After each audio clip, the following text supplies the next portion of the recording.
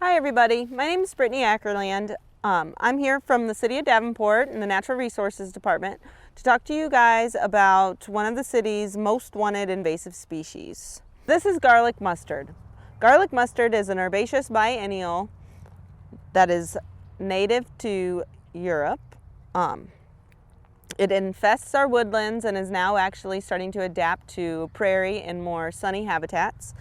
It's one of those invasive species that's allelopathic, that'll put a chemical into the ground that actually inhibits other plants from being able to germinate around it, and thus will create a dense monoculture. So we found a little urban patch here that could actually look a lot like something in your backyard with an old shrub and then the garlic mustard starting to populate around it.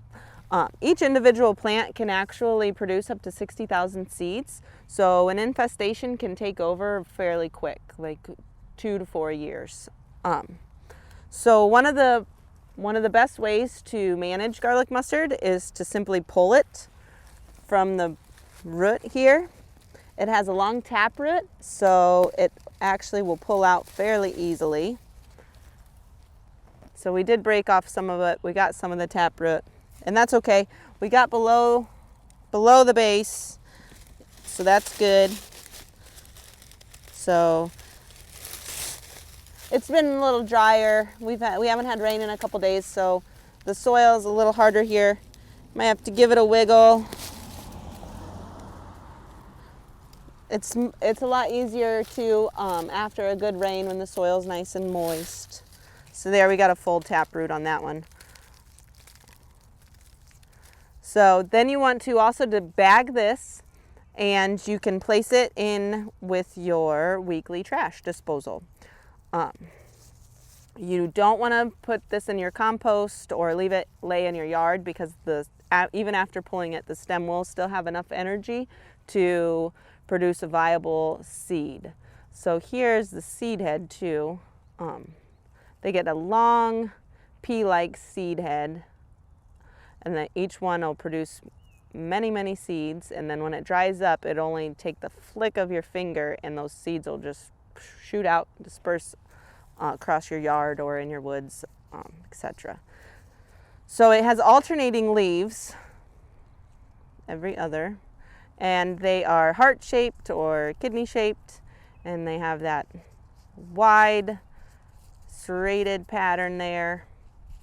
And also, it's called garlic mustard. When you crush it, it smells like garlic. So I've been pulling this plant for 10 years probably, and I'm not gonna lie, every time I do, I get a little hungry because it does smell pretty good. And it is edible actually too. So I've had friends that made like a garlic mustard pesto. I've had volunteers come and actually collect bags to take home with them in order to make some wild recipes.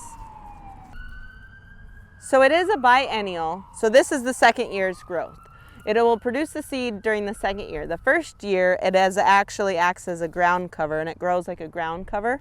And they're small, smooth, kidney-shaped leaves, and if you wanted to manage it during that first year's growth, you could use an herbicide, Roundup or 2,4-D in the fall when other plants have went dormant. This garlic mustard will stay green for a considerably long period into the winter time, and that's when it's a good time to spray it and reduce the risk to other surrounding plants.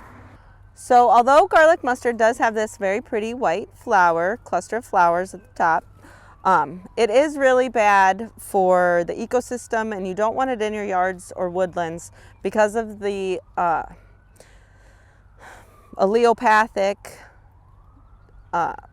characteristic where it can literally prevent other plants from germinating. So it's going to reduce your diversity, and with a reduction in plant diversity is also going to be a reduction in your wildlife diversity.